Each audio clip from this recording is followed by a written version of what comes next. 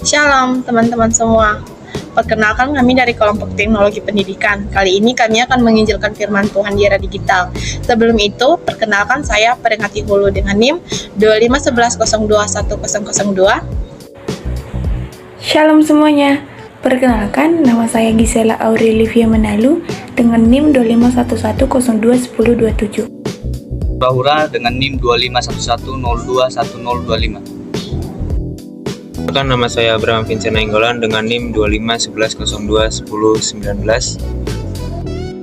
Simale dengan NIM 2511021001. Perkenalkan, nama saya Siska Kristiani Hulu dengan NIM 25112004. Sebelum masuk pada pembahasan materi, sebaiknya kita mulai dengan doa terlebih dahulu.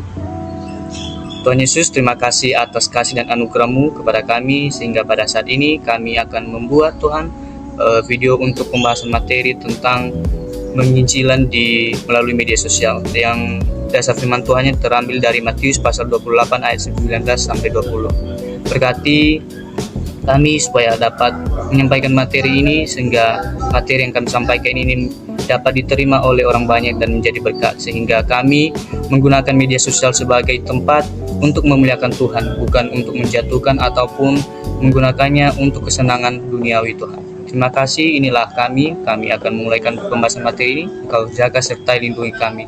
Dalam nama Tuhan Yesus kami berdoa, amin.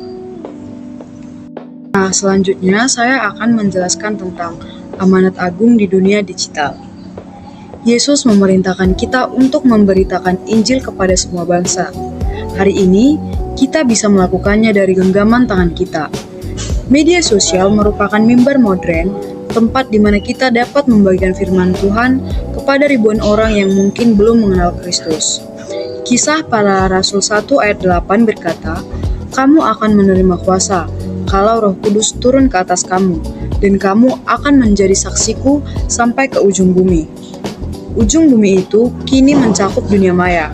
Kita dapat memakai Instagram, TikTok, ataupun YouTube untuk mengunggah renungan singkat, kutipan ayat, atau kesaksian pribadi. Dengan sederhana, ini bisa menjangkau orang yang jauh dari gereja, tetapi dekat dengan ponsel mereka. Shalom semuanya. Baik, di sini saya akan memaparkan mengenai menyebarkan Injil dengan sikap dan etika Kristen. Menyebarkan Injil bukan hanya berbicara tentang Tuhan, tetapi juga tentang menunjukkan karakter Kristus dalam setiap perilaku, termaksud di dunia maya. Efesus 4 ayat 29 berkata, "Jangan ada perkataan kotor keluar dari mulutmu, tetapi pakailah perkataan yang baik untuk membangun." Kita dapat menjadi saksi lewat yang pertama itu komentar yang membangun, bukan menyakiti. Komentar yang membangun berarti memberi masukan dengan tujuan memperbaiki atau memotivasi, bukan untuk menyalahkan atau merendahkan. Komentar seperti ini disampaikan dengan kata-kata sopan, empati, dan memberi solusi. Yang kedua itu menghindari gosip, hoax, dan konten negatif. Menghindari gosip, hoax, dan konten negatif berarti tidak ikut menyebarkan atau mempercayai informasi yang belum jelas kebenarannya, serta menjaga sikap positif dalam berkomunikasi, baik secara langsung maupun di media sosial. Yang ketiga itu memberikan penghiburan lewat pesan pribadi. Contoh memberikan penghiburan lewat pesan pribadi dalam kehidupan sehari-hari adalah ketika seorang mengirimkan pesan secara langsung, misalnya lewat WhatsApp, ataupun DM kepada temannya yang sedang sedih, kecewa, atau mengalami masalah dengan tujuan menguatkan dan menenangkan hatinya. Dan yang terakhir ada menjadi pembawa damai di tengah perbedaan pendapat. Menjadi pembawa damai di tengah perbedaan pendapat berarti berusaha menjaga suasana tetap tenang, saling menghargai, dan tidak memicu pertengkaran saat orang-orang memiliki pandangan yang berbeda. Jadi, setiap kata yang kita tulis dapat menjadi kesaksian yang hidup tentang siapa Kristus di dalam kita. Kita hidup di dunia yang penuh dengan informasi, teori, atau opini. Tapi, tahukah teman-teman semua bahwa yang paling menyentuh hati manusia bukanlah teori, melainkan kisah nyata. Dunia saat ini haus akan cerita yang otentik, kisah nyata tentang bagaimana Tuhan bekerja dalam hidup kita. Mari kita lihat dalam Wahyu 12 ayat 11. Dalam Wahyu 12 ayat 11 mengatakan, mereka mengalahkan dia oleh darah anak domba dan oleh perkataan kesaksian mereka. Yang dimana ayat ini menunjukkan bahwa kesaksian bukan hanya cerita, tetapi senjata rohani yang berkuasa untuk mengalahkan si jahat. Apa sih kesaksian pribadi itu? Kesaksian pribadi itu adalah pengalaman nyata kita bersama dengan Tuhan. Bukan harus spektakuler, tetapi dengan hati yang tulus dan jujur. Contohnya, bagaimana Tuhan menguatkan kita di masa sulit, atau bagaimana doa sederhana kita dijawab, atau bagaimana kita mengalami damai di tengah badai. Dampak dari kesaksian ini sangatlah banyak.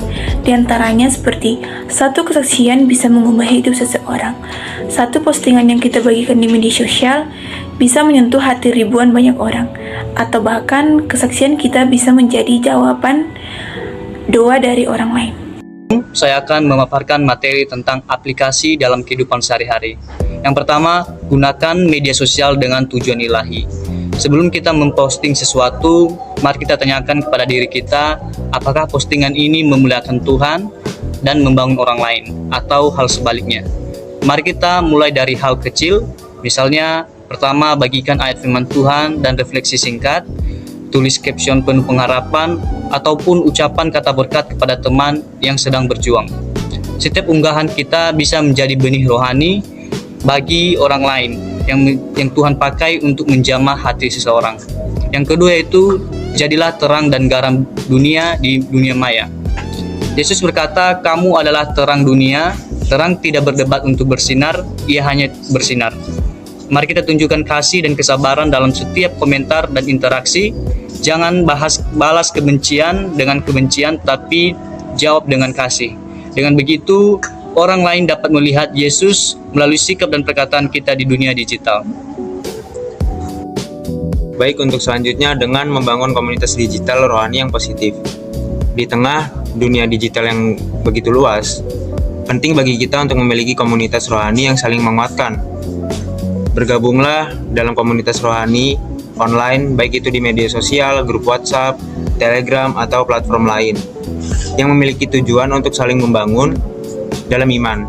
Jika belum ada, buatlah kelompok kecil digital di mana kamu dan teman-teman kamu bisa berbagi renungan harian, ayat Alkitab, atau kesaksian-kesaksian pribadi. Selain itu, dukung teman yang sedang melayani dengan cara sederhana, seperti membagikan konten rohani mereka, memberikan komentar yang positif, atau sekedar menyemangati mereka. Terus kita juga harus menghindari kritik yang menjatuhkan dengan mengganti kata-kata yang menguatkan dan membangun. Sebuah komunitas digital yang sehat bukan hanya menjadi tempat berbagi konten, tetapi juga tempat bertumbuh dalam iman, kasih, pengharapan. Ketika kita saling mendukung secara rohani di dunia digital, kita sedang menghadirkan terang Kristus di tengah dunia maya yang sering kali dipenuhi hal negatif. Yang selanjutnya, gunakan kreativitasmu untuk melayani Tuhan. Tuhan telah memberikan setiap orang talenta dan kemampuan yang unik. Ada yang pandai berbicara, ada yang kreatif membuat desain, menulis, membuat video. Nah, semua itu bisa digunakan untuk memuliakan nama Tuhan. Misalnya, kamu bisa membuat video TikTok.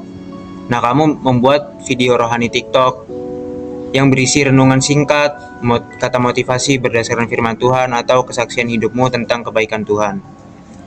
Lalu kamu bisa mendesain poster atau ilustrasi rohani. Kamu membuat kutipan ayat yang bisa menyentuh hati banyak orang saat mereka menggulir media sosial. Lalu kamu bisa menulis kesaksian atau refleksi pribadi di caption Instagram agar teman-temanmu bisa merasakan kasih Tuhan melalui pengalaman hidupmu. Ingatlah, kreativitas bukan sekedar bakat pribadi, tetapi juga alat pelayanan yang bisa menjangkau banyak jiwa. Ketika kita mempersembahkan talenta dan karya kita kepada Tuhan, Ia akan memakainya untuk menjadi berkat bagi orang lain. Biarlah setiap karya video, tulisan, dan desain yang kita buat menjadi sarana Tuhan untuk menyentuh hati generasi muda dan membawa mereka lebih dekat kepadanya. Penutup dari materi yang telah disampaikan, mari saudara-saudari, dunia digital bukan penghalang Injil, tetapi justru ladang baru untuk penginjilan. Tuhan tidak menempatkan kita di generasi ini secara kebetulan. Ia ingin memakai akun kita, cara kita, dan kreativitas kita untuk membawa banyak orang mengenal kasih Kristus. Mari kita gunakan media sosial dengan bijak, dengan kasih dan tujuan ilahi. Karena Injil tidak hanya disampaikan lewat mimbar, tetapi juga bisa disebarkan lewat layar. Tuhan memberkati kita semua. Amin.